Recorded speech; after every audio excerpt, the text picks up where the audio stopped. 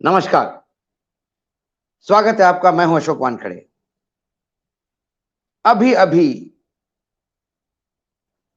चंद minute पहले शरद पवार ने बहुत बड़ी बात महाराष्ट्र के संभाजी नगर में कह दी।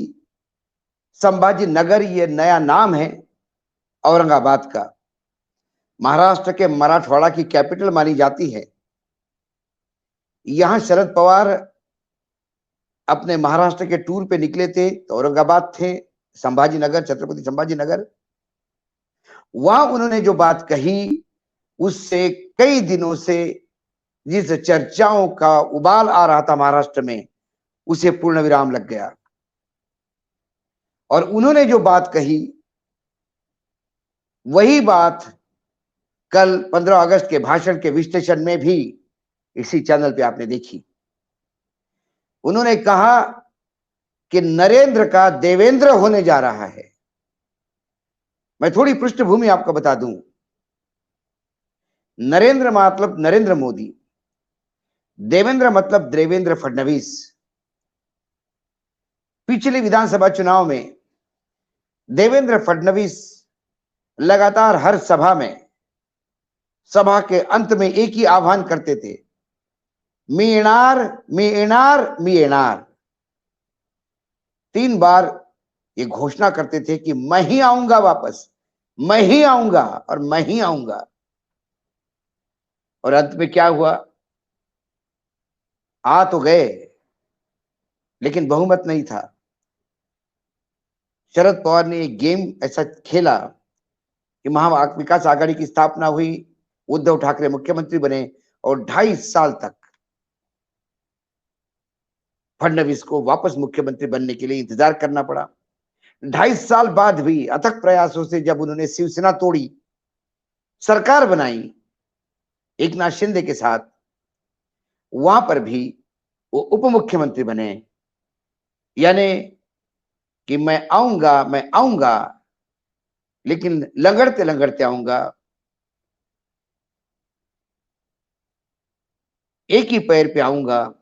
ये नहीं बताया था, क्योंकि उप मुख्यमंत्री का सपना देखने वाला आदमी उप मुख्यमंत्री अपमान का घूंट पीकर बने और अभी बने हैं। जो बार बार कहते थे देवेंद्र मैं आऊंगा आऊंगा और नहीं आ पाए, वैसा ही जब नरेंद्र मोदी जी ने कहा कि 2024 में मैं फिर आऊंगा लाल किले पे, उस सेंटेंस को पकड़कर शरद पवार ने कहा कि नरेंद्र का देवेंद्र होने जा रहा है।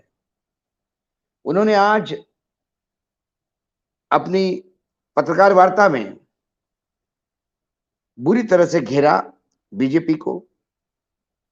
उन्होंने कहा कि 2024 के लिए मुझे बीजेपी के लिए कोई अच्छे प्रोस्पेक्ट्स नहीं दिखते हैं। वो यदि सोचते हैं कि पुरानी स्थिति रिपीट होगी, लेकिन अब देश में वो स्थिति नहीं रही है। उन्होंने कहा कि मणिपुर की स्थिति बहुत चिंताजनक है, लेकिन प्रधानमंत्री के लिए मणिपुर चिंता का विषय ही नहीं। ये देश का दुर्भाग्य है। कई एग्जाम्पल्स है बीजेपी के कि जिन्होंने चलती हुई सरकारें गिराकर अपनी सरकार बनाई। जनादेश उसके लिए नहीं हुआ था। ये लोकतंत्र नहीं है। उन्होंने आगे कहा कि जनता ने जो मैंडेट दिया था वो देश को साथ में लेके चलने के लिए था, ना कि देश तोड़ने के लिए था। भाजपा जब से सत्ता में आई है, जोड़ने के बजाय तोड़ रही है। उनको जब पूछा गया कि आपके साथ कितने विधायक हैं, क्योंकि उनकी भी पार्टी में टूट हुई, उनने हंसते हुए कहा 0, मुझे किसी विधायक की जरूरत नहीं है, मैं फिर से लोगों के बीच में जाके पार्टी खड़ी कर लेता हूं। तो क्या आप इस उम्र में मेहनत करेंगे? तो उनने पूछा तो मैं आपको क्या लगता हूं, मैं संभाजी नगर क्यों आया हूं? यहां से मैं बीड़ जाने वाला हूं और लगातार भ्रमण पे हूं। उन्होंने इंडिया जो गठबंधन बना है, इसकी मीटिंग जल्दी मुंबई में होगी, 6 राज्यों के मुख्यमंत्री आएंगे उसमें, और बीजेपी को कैसा हराया जा सकता है, इस पे एक बड़ा ब्लूप्रिंट हम लोग तैयार करेंगे।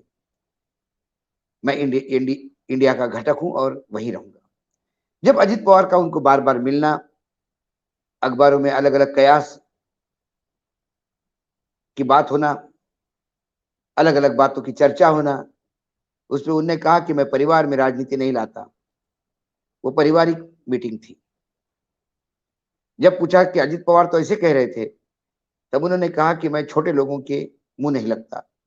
उन्होंने अजित पवार को भी बहुत छोटा बता दिया। ऐसे कई सवालों के जवाब उनका कॉन्फिडेंस दिखा रहे थे।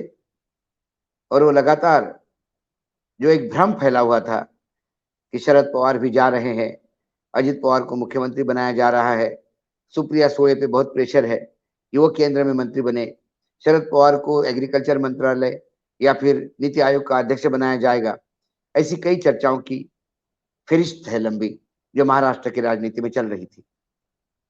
देश में भी नेशनल लेवल पे पवार आज गए कि कल गए, इस पे चर्चा हो रही थी। लेकिन उन तमाम चर्चाओं पे शरद पवार ने पूर्ण विराम लगा दिया। शरद पवार को लेकर चर्चाएं होती क्यों है? थोड़ा हम शरद पवार के बारे में यदि मैं आपको बता दूं, तो शरद पवार अपने माँ की उंगली पकड़ के राजनीति में आए। उनके पहले लेसन राजनीति के उनके माँ से मिले थे। उनकी माँ किसान मजदूर संघ की एक सशक्त नेता थी, उस क्षेत्र की, रूरल पुणे जिले की, बारामती की।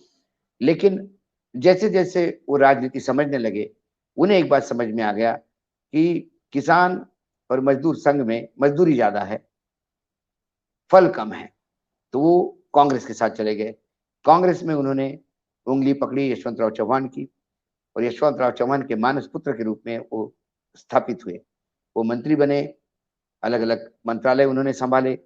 लेकिन फिर 1978 में जब इंदिरा गांधी केंद्र में थी, वसंत दादा पाटिल मुख्यमंत्री थे महाराष्ट्र के, उन्होंने एकाएक पार्टी तोड़कर एक समाजवादी कांग्रेस की स्थापना की और जनसंघ से लेके वाम दलों तक के सभी लोगों को इकट्ठा कर एक पुरोगामी लोकशाही आघाड़ी, एक नया फ्रंट बनाया, पुलोद जिसको कहते थे, और 37 साल की उम्र में मुख्यमंत्री बने।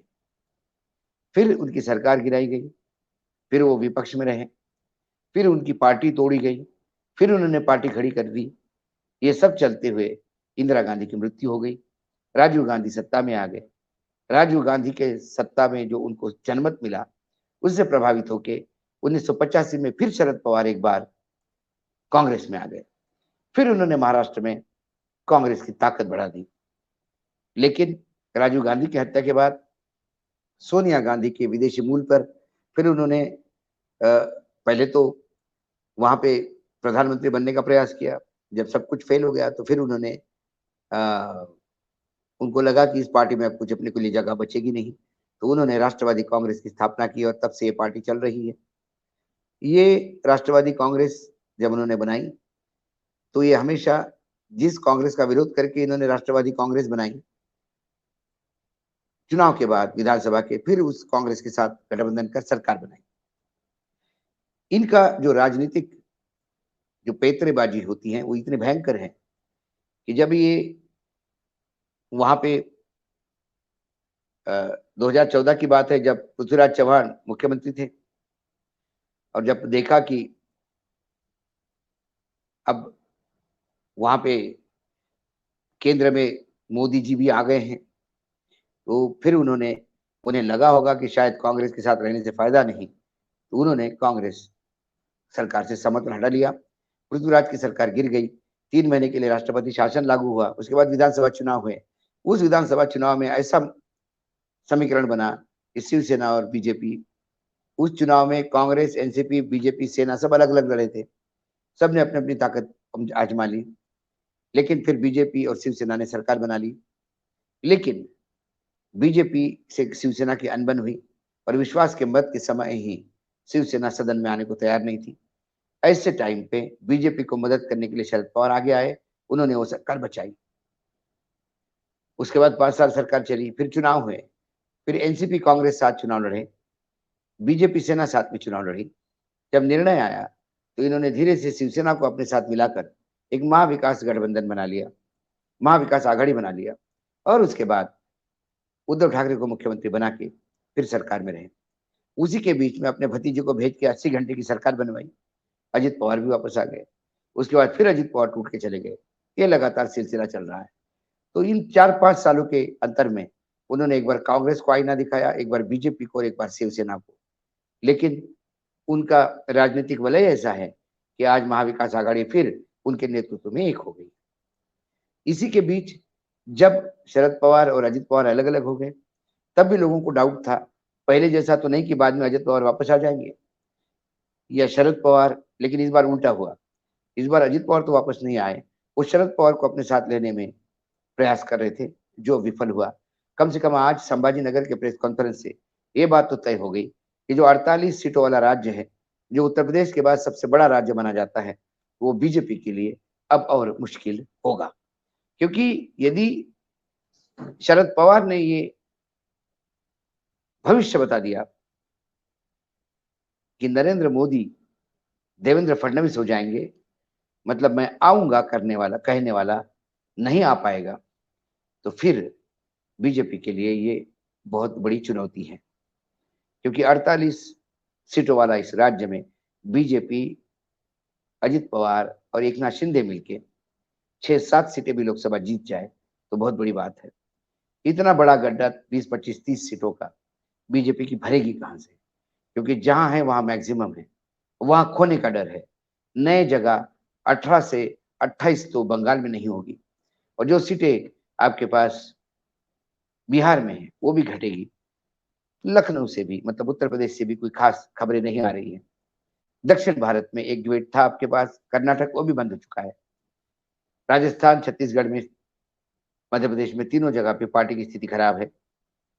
ऐसे में बीजेपी के लिए 2024 की चुनाव बहुत ज्यादा डिफिकल्ट होने जा रहे हैं। इसीलिए वो चाहते थे कि कम से कम एक बड़ा क्षेत्र जो इंडिया घटक दल का है वो उनके साथ आए। लेकिन जिस क्षण में आपसे बात कर रहा हूं, उस क्षण तो शरद पवार कम से कम इस बात से कंफर्म है कि वो इंडिया के साथ ही रहेंगे, और नरेंद्र का देवेंद्र होने जा रहा है। मतलब सबसे बड़ी पार्टी होने के बावजूद प्रधानमंत्री वो बन नहीं पाएंगे, ऐसी भविष्यवाणी आज शरद पवार ने की। आज इतना ही, फिर आता हूं किसी खास खबर के साथ। तब तक के लिए नमस्कार, धन्यवाद।